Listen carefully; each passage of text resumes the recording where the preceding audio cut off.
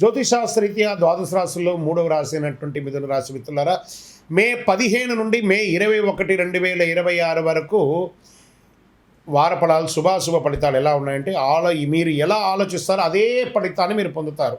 ఈ వారం అంతా కూడా మైండ్ గేమ్ అనుకోవచ్చు. మైండ్ గేమ్ ఈ వారం అంతా కూడా. బుధుడు మీ అధిపతి బలంగా ఆలోచన కమ్యూనికేషన్ మీద కూర్చున్నాడు. గురువు 12వ స్థానం ప్రభావం చూపిస్తున్నాడు. శని 9వ దృష్టి కర్మ పరీక్ష దిశలో ఉన్నాడు. కుజుడు త్వరిత నిర్ణయాలు తీసుకునే ప్రవర్తన ఇస్తున్నాడు. క్లారిటీ ఉంటే గెయిన్, కన్ఫ్యూజన్ ఉంటే లాస్. అది ఒకటి గుర్తుపెట్టుకోండి.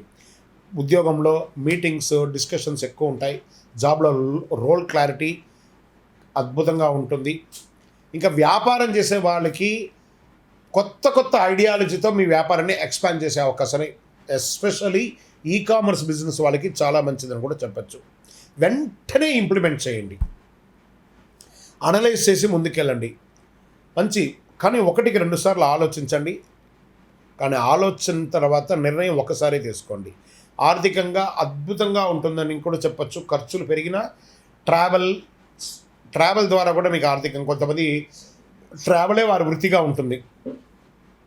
ప్రత్యేకించి కళాకారులకి, సినిమా యాక్టర్స్, టీవీ యాక్టర్స్, వీళ్ళకందరికీ కూడా చాలా అనుకూలంగా ఉండే వారం అని కూడా చెప్పచ్చు. ఈ వారము బడ్జెటింగ్ చాలా ముఖ్యం. కుటుంబ సభ్యుల మధ్య కమ్యూనికేషన్ గ్యాప్ ఉంటే, పాతది ఏమైనా ఉంటే మిస్అండర్స్టాండింగ్, అవన్నీ కూడా తొలగిపోయే అవకాశాలు. విడిపోయిన భార్యాభర్తలు కూడా ఒకసారి ఫోన్ చేసి మాట్లాడి మళ్ళీ కలవండి, అవకాశాలు కనబడుతున్నాయి. సైలెన్స్ సమ్టైమ్స్ బెస్ట్ సొల్యూషన్ అని కూడా చెప్పచ్చు. రాజకీయంలో మీ మాటతో ఇంప్రెస్ చేయగలరు, కానీ కాన్స్టిట్యున్సీలో లేకపోతే ఎఫెక్ట్ తగ్గుతుంది. కాబట్టి మీ యొక్క కాన్స్టిట్యూషన్లోనే ఎక్కువ ఉండండి. ప్లానింగ్ ఫేజ్ అని చెప్పొచ్చు. వ్యవసాయదారులకి కొత్త పద్ధతులు ఆలోచించడానికి మంచి వారం ఇది. కోర్టు కేసులో ఆర్గ్యుమెంట్ స్ట్రాంగ్గా ఉంటాయి. క్లారిటీ లేక డిలే అయ్యే అవకాశాలు ఉంటాయి. అది మాత్రం కాస్త మిశ్రమంగా ఉంది. షేర్ మార్కెట్ హై వాలంటేట్ ఉందండి. మార్కెట్లోనే కాస్త జాగ్రత్త. Quick profit, quick loss 2 possibles ఉన్నాయి. జాగ్రత్తగా ట్రేడ్ చేయండి. విద్యార్థులకి మెమరీ స్ట్రాంగ్గా ఉంటుంది, కానీ కాన్సన్ట్రేషన్ ఫ్లెక్చువల్గా ఉంటుంది. జాగ్రత్త. ఆరోగ్యం, stress, sleep disturbance, nervous system ద్వారా రిలేటెడ్ ఇష్యూస్ ఉన్నాయి. కాస్త జాగ్రత్త పడండి.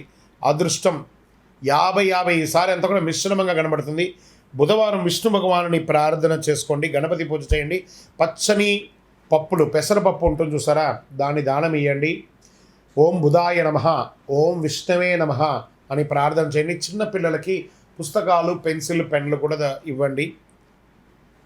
ఇవి చేస్తే మీలో ఉన్నటువంటి కన్ఫ్యూషన్స్ అన్ని తొలగి క్లారిటీ వస్తుంది. ఈ వారం మీరు 2 మార్గాలు కనిపిస్తాయి. ఒకటి క్విక్ డిసిషన్, మరొకటి కరెక్ట్ డిసిషన్. ఈ వారం మీ లైఫ్లో టర్నింగ్ పాయింట్ అవుతుంది. మీ బలం, మీ మైండ్, అదే మీ బలహీనత కూడా. జాగ్రత్త. విజయోస్తు.